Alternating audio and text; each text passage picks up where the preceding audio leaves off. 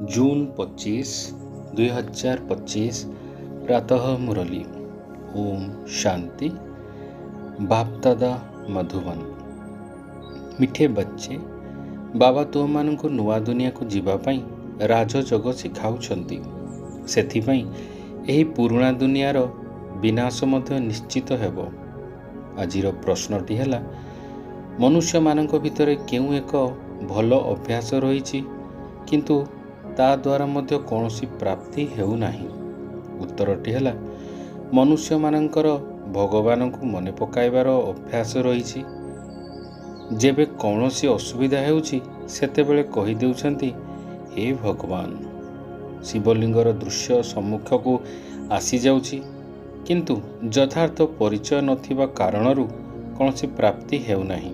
ପୁଣି କହିଦେଉଛନ୍ତି, ସୁଖ ଦୁଃଖ ସବୁକିଛି ସେ ହିଁ ଦେଉଛନ୍ତି, କିନ୍ତୁ ତୁମେମାନେ ବର୍ତ୍ତମାନ ଏପରି କହିବ ନାହିଁ।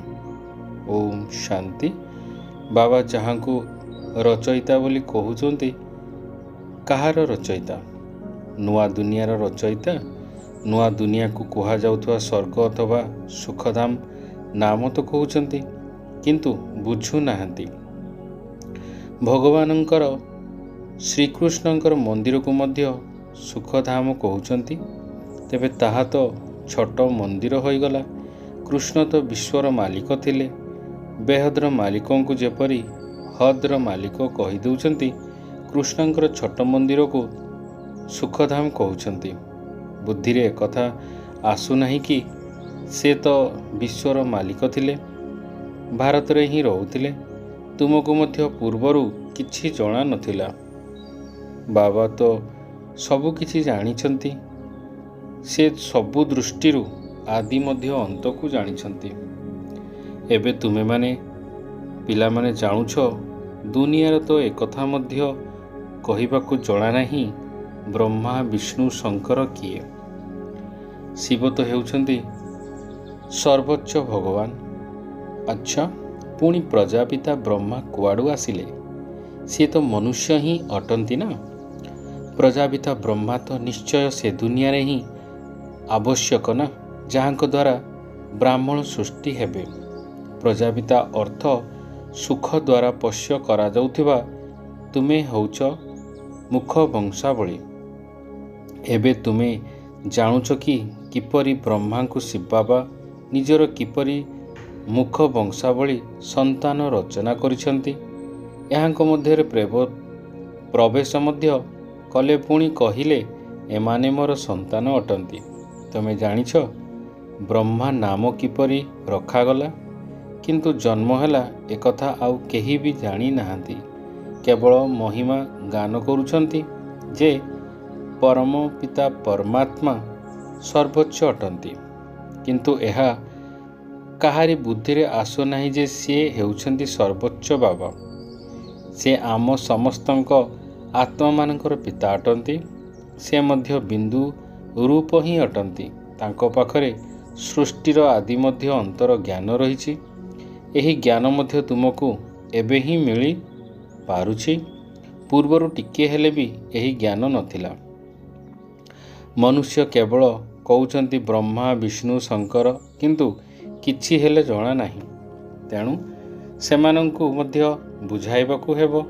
ଏବେ ତୁମେ ବୁଦ୍ଧିମାନ ହୋଇଛ, ଜାଣିଛ ଯେ ବାବା ହେଉଛନ୍ତି ଜ୍ଞାନର ସାଗର, ଯିଏ ଆମକୁ ଜ୍ଞାନ ଶୁଣାଉଛନ୍ତି, ପଢ଼ାଉଛନ୍ତି।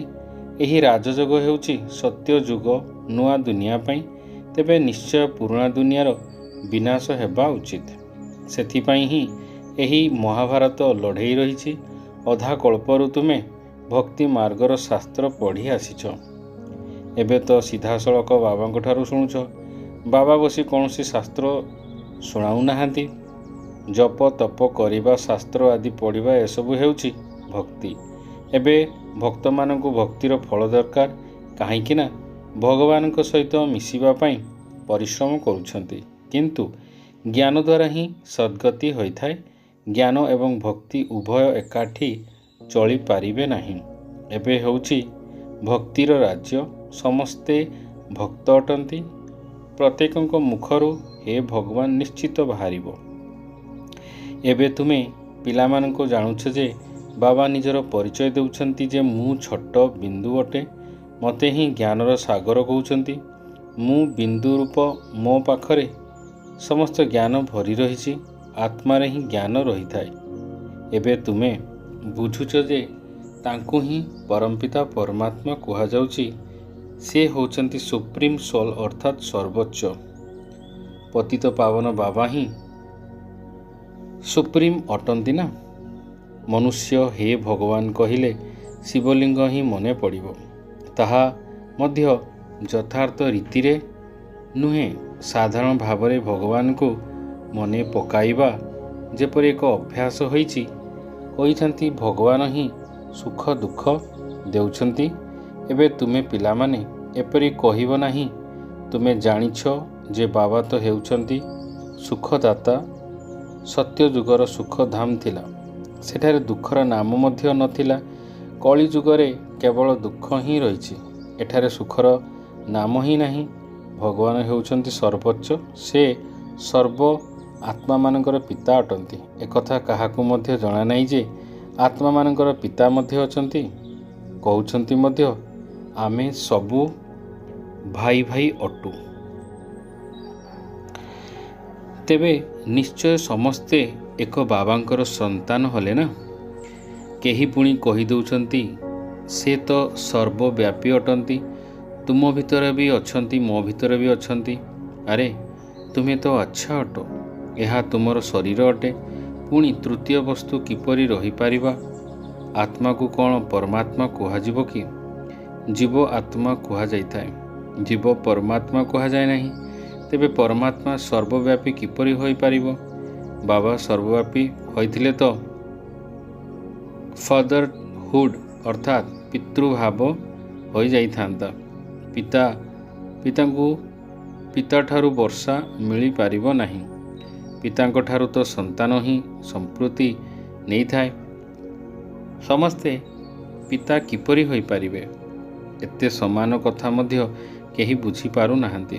ସେଥିପାଇଁ ବାବା କହୁଛନ୍ତି ପିଲାମାନେ, ମୁଁ ଆଜିଠାରୁ 5000 ବର୍ଷ ପୂର୍ବରୁ ତୁମକୁ କେତେ ବୁଦ୍ଧିମାନ କରାଇଥିଲି।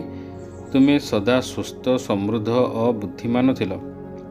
ଏହାଠାରୁ ଅଧିକ ବୁଦ୍ଧିମାନ କେହି ହୋଇପାରିବେ ନାହିଁ। ତୁମକୁ ଏବେ ଯେଉଁ ଜ୍ଞାନ ମିଳୁଛି ତାହା ପୁଣି ସେଠାରେ ରହିବ ନାହିଁ। ସେଠାରେ ଏକଥା ଜଣାପଡ଼ିବ ନାହିଁ ଯେ ଆମେ ପୁଣି ତଳକୁ ଖସିବୁ। ଅଧୋଗତି କଥା ଜଣାପଡ଼ିଗଲେ ପୁଣି ସୁଖର ଅନୁଭବ ହିଁ ହେବ ନାହିଁ। ଏହି ଜ୍ଞାନ ପୁଣି ପ୍ରାୟ ଲୋପ ହୋଇଯାଇଥାଏ। ତୁମକୁ ଏବେ ଯେଉଁ ଜ୍ଞାନ ମିଳୁଛି ତାହା ପୁଣି ସେଠାରେ ସତ୍ୟ ଯୁଗରେ ରହିବ ନାହିଁ।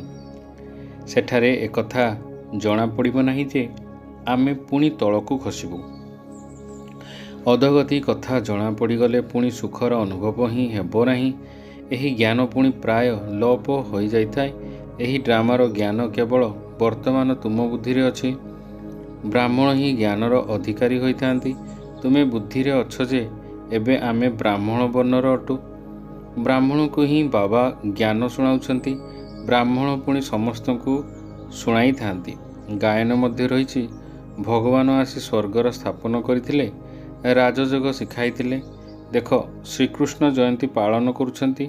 ଭାବୁଛନ୍ତି ଯେ କୃଷ୍ଣ ବୈକୁଣ୍ଠର ମାଲିକ ଥିଲେ, କିନ୍ତୁ ସେ ବିଶ୍ୱର ମାଲିକ ଥିଲେ ଏହି କଥା ବୁଦ୍ଧିରେ ଆସୁନାହିଁ। ଯେତେବେଳେ ତାଙ୍କର ରାଜତ୍ୱ ଥିଲା ଯେ ସେ ସମୟରେ ଅନ୍ୟ କୌଣସି ଧର୍ମ ନଥିଲା। ତାଙ୍କର ହିଁ ସାରା ବିଶ୍ୱ ଉପରେ ରାଜତ୍ୱ ଥିଲା ଏବଂ ତାହା ଯମୁନା କୂଳରେ ଥିଲା। ଏବେ ତୁମକୁ ଏହା କିପରି ବୁଝା ପଡ଼ୁଛି? ଭଗବାନବାଚ ବାକି ସାଧୁ ସନ୍ଥମାନେ ଯାହା କିଛି ବି ଦେବସ୍ନାନ ବା ଦେବଶାସ୍ତ୍ର ଆଦି ଶୁଣାଉଛନ୍ତି ସେସବୁ ହେଉଛି ଭକ୍ତି ମାର୍ଗର। ଏଠାରେ ତ ସ୍ୱୟଂ ଭଗବାନ ତୁମମାନଙ୍କୁ ଶୁଣାଉଛନ୍ତି। ଏବେ ତୁମେ ଜାଣୁଛ ଆମେ ପୁରୁଷୋତ୍ତମ ହେଉଛୁ। ତୁମ ବୁଦ୍ଧିରେ ଏହା ଅଛି ଯେ ଆମେ ଶାନ୍ତିଧାମର ବାସିନ୍ଦା ଅଟୁ। ପୁଣି ଆମେ ଆସି 21 ଜନ୍ମର ପ୍ରାରବ୍ଧ ଭୋଗ କରିବୁ।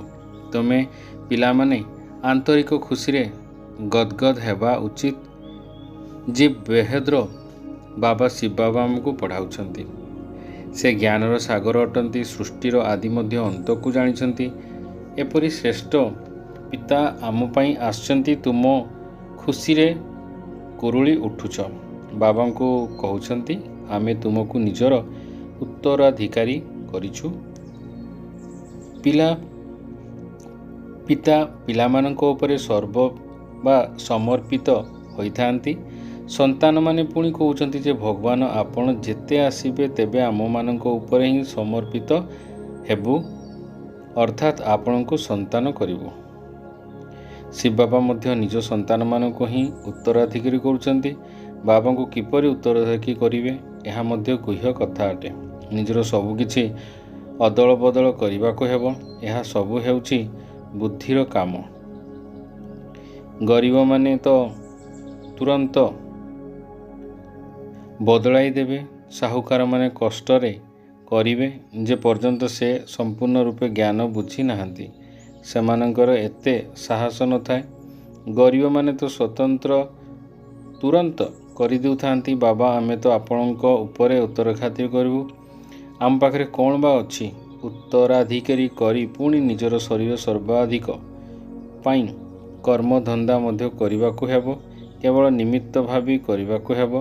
ବହୁତ ଉପାୟ ବତାଉଛନ୍ତି, ବାବା ତ କେବଳ ଦେଖାଉଛନ୍ତି କି କୌଣସି ପାପ କର୍ମରେ ପଇସା ନଷ୍ଟ କରୁନାହାନ୍ତି। ତ ମନୁଷ୍ୟକୁ ପୁଣ୍ୟ ଆତ୍ମା କରିବା ପାଇଁ ପଇସା ଲଗାଇଛନ୍ତି। ସେବା ମଧ୍ୟ ଶ୍ରୀମତ୍ ପ୍ରାଣ କରୁଛନ୍ତି। ଏସବୁର ପୁରା ଯଜ୍ଞ କରାଯାଉଛି, ପୁଣି ମତ ଦିଆଯାଉଛି। ଏଇ ବ୍ରହ୍ମା ବାବା ମଧ୍ୟ ନିଜର ବ୍ୟବସାୟରୁ ଈଶ୍ୱରଙ୍କ ନିମନ୍ତେ ଅର୍ଥାତ୍ କର୍ମଧନ୍ଦା ପାଇଁ ପଇସା ବାହାର କରୁଥିଲେ। ତାହାର ଥିଲା ପରୋକ୍ଷ। ଏବେ ବାବା ସାଧା ବା ସିଧାସଳଖ ଆସିଛନ୍ତି। ମନୁଷ୍ୟ ଭାବୁଛନ୍ତି ଆମେ ଯାହା କିଛି କରୁଛୁ ତାର ଫଳ ଈଶ୍ୱର ପରଜନ୍ମରେ ଦେଇଥାନ୍ତି। କେହି ଗରିବ ଦୁଃଖୀ ହୋଇଥିଲେ ବୁଝିବେ ଯେ କର୍ମ ହିଁ ଏପରି କରିଛନ୍ତି। ଭଲ କର୍ମ କରିଥିଲେ ସ୍ତ୍ରୀ ହୋଇଥାନ୍ତି। ବାବା ତୁମ ସମସ୍ତଙ୍କୁ ସନ୍ତାନମାନଙ୍କୁ କର୍ମର ଗତି ଉପରେ ବୁଝାଉଛନ୍ତି। ରାବଣ ସାହାଯ୍ୟରେ ତୁମର ସବୁକିଛି ବିକର୍ମ ହିଁ ହୋଇଥାଏ। ସତ୍ୟଯୁଗ ଏବଂ ତ୍ରେତାରେ ରାବଣ ହିଁ ନଥାଏ। ସେଥିପାଇଁ ସେଠାରେ କୌଣସି କର୍ମ ବିକର୍ମ ହୋଇନଥାଏ। ଏଠାରେ ଯାହା କିଛି ଭଲ କର୍ମ କରୁଛ ତାହାର ଫଳରେ ମଧ୍ୟ ଅଳ୍ପ କାଳ ପାଇଁ ସୁଖ ମିଳୁଛି। ତଥାପି ବି କୌଣସି ନା କୌଣସି ରୋଗ ଏବଂ ଖିଟପିଟ ତ ହେଉଛି, କାହିଁକି ନା ଏହା ହେଉଛି ଅଳ୍ପ କାଳର। ଏବେ ବାବା କହୁଛନ୍ତି ଏହି ରାବଣ ରାଜ୍ୟ ହିଁ ଶେଷ ହୋଇଯିବ। ରାମ ରାଜ୍ୟର ସ୍ଥାପନ ଶିବ ବାବା କରୁଛନ୍ତି। ତୁମେ ଜାଣିଛ ଏହି ଚକ୍ର କିପରି ଘୁରୁଛି? ଭାରତ ହିଁ ପୁଣି ଗରିବ ହୋଇଯାଉଛି। ଭାରତ ଆଜିଠାରୁ 5000 ବର୍ଷ ପୂର୍ବରୁ ସ୍ୱର୍ଗ ଥିଲା। ଏହି ଲକ୍ଷ୍ମୀନାରାୟଣଙ୍କ ରାଜ୍ୟ ଥିଲା। ପ୍ରଥମେ ଏମାନଙ୍କର ରାଜ୍ୟ ଥିଲା। ରାଜକୁମାର ଶ୍ରୀକୃଷ୍ଣ ପୁଣି ସ୍ୱୟଂବର ହେବା ପରେ ରାଜା ହେଲେ। ଶ୍ରୀ ନାରାୟଣ ତ ରଖାଗଲା। ଏକଥା ମଧ୍ୟ ତୁମେ ଏବେ ବୁଝୁଛ ଯେ ତୁମକୁ ଆଶ୍ଚର୍ଯ୍ୟ ଲାଗୁଛି। ବାବା ଆପଣ ସାରା ରଚୟିତା ଏବଂ ରଚନାର ଜ୍ଞାନ ଶୁଣୁଛୁ। ଆପଣ ବାପଦାଦା ଆମମାନଙ୍କୁ କେତେ ଶ୍ରେଷ୍ଠ ପାଠ ପଢ଼ାଉଛନ୍ତି। ଆପଣମାନଙ୍କ ନିକଟରେ ସମର୍ପଣ ହୋଇଯିବୁ। ଆପଣଙ୍କୁ ତ ଆମକୁ କେବଳ ଏକ ବାବାଙ୍କ ବ୍ୟତୀତ ଆଉ କାହାକୁ ୟାଦ କରିବାର ନାହିଁ। ଶେଷ ପର୍ଯ୍ୟନ୍ତ ପଢ଼ିବାକୁ ହେବ ଯେ ନିଶ୍ଚୟ ଶିକ୍ଷକଙ୍କୁ ୟାଦ କରିବାକୁ ହେବ। ସ୍କୁଲରେ ଶିକ୍ଷକଙ୍କୁ ମୋତେ ମନେ ପକାଇଥାନ୍ତି ନା? ସେହି ସ୍କୁଲମାନଙ୍କର ଶେଷ ଅନେକ ଶିକ୍ଷକ ରହିଛନ୍ତି। ପ୍ରତ୍ୟେକ ଶ୍ରେଣୀରେ ଶିକ୍ଷକ ଅଲଗା ଅଟନ୍ତି। ଏଠାରେ ତ ଜଣା ମାତ୍ର ଶିକ୍ଷକ ଅଟନ୍ତି, କେତେ ପ୍ରିୟ ଅଟନ୍ତି। ପ୍ରିୟ ବାବା, ପ୍ରିୟ ଶିକ୍ଷକ ଆଗରୁ ଭକ୍ତି ମାର୍ଗରେ ଅନ୍ଧଶ୍ରଦ୍ଧାରେ ମନେ ପକାଉଥିଲେ। ଏକଥା ତ ଏବେ ସୁଦ୍ଧା ବାବା ପଢ଼ାଉଛନ୍ତି। ତେଣୁ କେତେ ଖୁସି ହେବା ଉଚିତ। ତଥାପି ମଧ୍ୟ କହୁଛନ୍ତି ବାବା ଆମକୁ ଭୁଲି ଯାଉଛ। ଜଣା ନାହିଁ ଆମର ବୁଦ୍ଧି ଆପଣଙ୍କୁ କାହିଁକି ମନେ ପକାଇ ପାରୁନାହିଁ। ଗାୟନ ମଧ୍ୟ କରୁଛନ୍ତି। ଈଶ୍ୱରର ଗତି ନୀତି ଭିନ୍ନ ଅଟେ।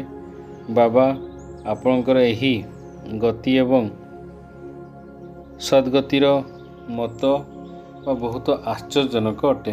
ଏପରି ବାବାଙ୍କୁ ୟାଦ କରିବା ଉଚିତ। ସ୍ତ୍ରୀ ନିଜର ସ୍ୱାମୀର ଆଶ୍ଚର୍ଯ୍ୟଜନକ ଅଟେ। ସ୍ତ୍ରୀ ନିଜର ସ୍ୱାମୀର ଗୁଣଗାନ କରିବା ଦରକାର। ମୋ ପ୍ରତି ବହୁତ ଭଲ ଅଟନ୍ତି। ତାଙ୍କର ଏହିସବୁ ସମ୍ପତ୍ତି ଅଛି ଭିତରେ ଖୁସି ରହିଥାନ୍ତି ନା। ବାବା ତ ହେଉଛନ୍ତି ପିତାଙ୍କର ପତି। ପିତାଙ୍କର ତାଙ୍କଠାରୁ ଆମକୁ କେତେ ସୁଖ ମିଳୁଛି, ଆଉ ସମସ୍ତଙ୍କଠାରୁ ତ ଦୁଃଖ ମିଳୁଛି। ହଁ, ଶିକ୍ଷକଙ୍କ ଠାରୁ ସୁଖ ମିଳିଥାଏ, କାହିଁକି ନା ପାଠପଢ଼ା ଦ୍ୱାରା ରୋଜଗାର ହୋଇଥାଏ। ଗୁରୁ ସର୍ବଦା ବାନପ୍ରସ୍ଥ ଅବସ୍ଥାରେ ରହିଯାଇଥାଏ।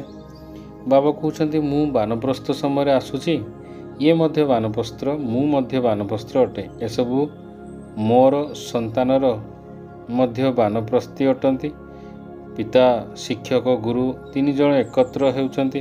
ବାବା ଶିକ୍ଷକ ମଧ୍ୟ ହେଉଛନ୍ତି, ପୁଣି ଗୁରୁ ହୋଇ ସାଥିରେ ନେଇ ଯାଉଛନ୍ତି। ସେହି ଏକ ବାବାଙ୍କର ହିଁ ମହିମା। ଏହି କଥା ସବୁ ଅନ୍ୟ କୌଣସି ଶାସ୍ତ୍ର ଆଦିରେ ନାହିଁ।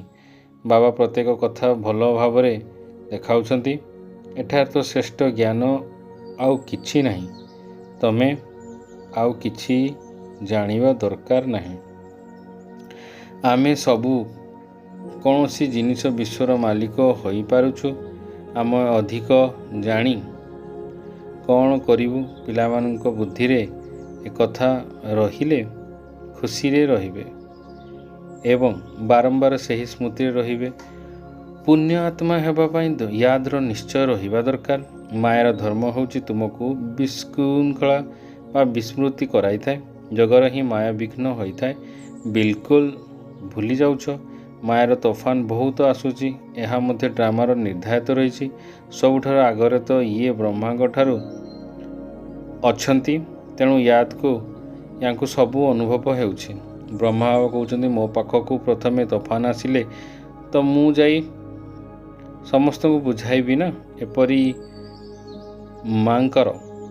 ଏପରି ମାୟାର ତୋଫାନ ଆସିବ। ବ୍ରହ୍ମା ବାବାଙ୍କ ପାଖକୁ ମଧ୍ୟ ଆସୁଛି, ତୁମମାନଙ୍କୁ ମଧ୍ୟ ଆସୁଛି। ଯଦି ମାୟାର ତୋଫାନ ଆସିବ ନାହିଁ, ଯୋଗ ଲାଗି ରହିବ, ତେବେ ତ ତୁରନ୍ତ କର୍ମାତୀତ ଅବସ୍ଥା ହୋଇଯିବ। ପୁଣି ଆମେ ଏଠାରେ ରହିପାରିବା ନାହିଁ। କର୍ମାତୀତ ଅବସ୍ଥା ହୋଇଗଲେ ପୁଣି ସମସ୍ତେ ଉପରକୁ ଚାଲିଯିବେ। ଶିବ ବାବା ପରମ ଯାତ୍ରୀ ବୋଲି ଗାୟନ କରୁଛନ୍ତି ନା। ଶିବ ବାବା ଆସିବେ କେତେ ଯାଏ ଆମେ ସମସ୍ତେ ଆତ୍ମା ଯିବୁ। ଶିବ ବାବା ଆସୁଛନ୍ତି ସମସ୍ତଙ୍କୁ ନେଇଯିବା ପାଇଁ। ସତ୍ୟଯୁଗରେ କ'ଣ ଏହା ଆତ୍ମା କହିପାରିବ କି? ଆଚ୍ଛା, ମିଠା ମିଠା ଶିଖିଲା ଯେ ସନ୍ତାନମାନଙ୍କ ପ୍ରତି ମାତାପିତା ବାପଦାଦାଙ୍କର ମଧୁର ସ୍ନେହ ସମ୍ପନ୍ନ ଶୁଭେଚ୍ଛା ଏବଂ ସୁପ୍ରଭାତ। ଆତ୍ମିକ ପିତାଙ୍କର ଆତ୍ମିକ ସନ୍ତାନମାନଙ୍କୁ ନମସ୍ତେ। ଧାରଣ ପାଇଁ ମୁଖ୍ୟ ସାର 1 ନମ୍ବର। ଶିବ ବାବାଙ୍କ ନିଜର ଉତ୍ତରାଧିକାରୀ କରି ସବୁକିଛି ଅନେକ ଅଦଳ ବଦଳ କରାଇବାକୁ ହେବ। ବାବାଙ୍କୁ କର୍ମାତୀତ କରି ଶରୀର ସର୍ବଦା ମଧ୍ୟ କହିବାକୁ ପଡ଼ିବ। ନିଜକୁ ନିମିତ୍ତ ହୋଇ କରି ରଖିବାକୁ ହେବ। ନିଜର ଟଙ୍କା ପଇସା କୌଣସି ପାଦ କର୍ମରେ ଲଗାଇ ନାହିଁ। 2 ନମ୍ବର, ମନ ଖୁସିରେ ଉଛୁଳି ଉଠିବା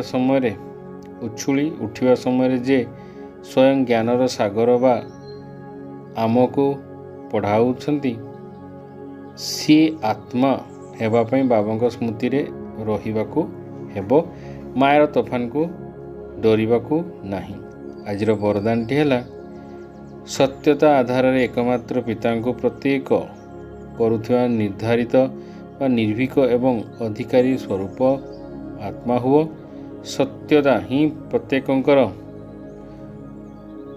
ଆଧାର। ତେଣୁ ବାବାଙ୍କୁ ପ୍ରତ୍ୟକ୍ଷ କରିବା ପାଇଁ ନିର୍ଭୀକ ଅଧିକାରୀ ସ୍ୱତନ୍ତ୍ର ହୋଇ ଶୁଣାଅ। ସଂକୋଚରେ ନୁହଁ। ଯେତେବେଳେ ଅନେକ ମତରେ ଚାଲୁଥିବ, ଆତ୍ମାମାନେ କେବଳ ଗୋଟିଏ କଥାକୁ ମାନିନେବେ। ସେତେବେଳେ ମତରେ ଚାଲୁଥିବା ଆତ୍ମାମାନଙ୍କର ଗୋଟିଏ କଥାକୁ ମନେଥାଏ, ସେ ଆମ ସମସ୍ତଙ୍କର ପିତା ଜଣେ ଏବଂ ସେ ହିଁ ଏବେ କାର୍ଯ୍ୟ କରୁଛନ୍ତି। ଆମେ ସମସ୍ତେ ଏହି ଜଣଙ୍କର ସନ୍ତାନ ହିସାବରେ ଏକ ଅଟୁ ଏବଂ ଏହା ହିଁ ଗୋଟିଏ ହିଁ ଯଥାର୍ଥ ଅଟେ। ତେବେ ବିଜୟର ପତାକା ପଢ଼ିବାକୁ ଲାଗିବ ଏବଂ ଏହି ସଂକଳ୍ପକୁ ନେଇ ମୁକ୍ତିଧାମକୁ ଯିବା ପାଇଁ ପୁଣି ଯେତେବେଳେ ନିଜର ପାଠ ସଂକଳ୍ପକୁ ନେଇ ମୁକ୍ତିଧାମକୁ ଯିବ ସେତେବେଳେ ନିଜର ପାଠ କରିବା ପାଇଁ ଆସିବେ। ପ୍ରଥମେ ଏହି ସଂସ୍କାର ପ୍ରକଟ ଗଡ୍ ଇଜ୍ ୱନ୍ ଅର୍ଥାତ୍ ଈଶ୍ୱର ଜଣେ ହିଁ ଅଟନ୍ତି, ଏହା ହିଁ ହେଉଛି ସତ୍ୟ ଦାବି କରିବା ଉଚିତ। ଆଜିର ସ୍ଲୋଗାନଟି ହେଲା ସହନ କରିବା ହିଁ ନିଜର ଶକ୍ତି ସ୍ୱରୂପ ପ୍ରତ୍ୟକ୍ଷ କରିବା। ଓମ୍ ଶାନ୍ତି, ଓମ୍ ଶାନ୍ତି, ଓମ୍ ଶାନ୍ତି।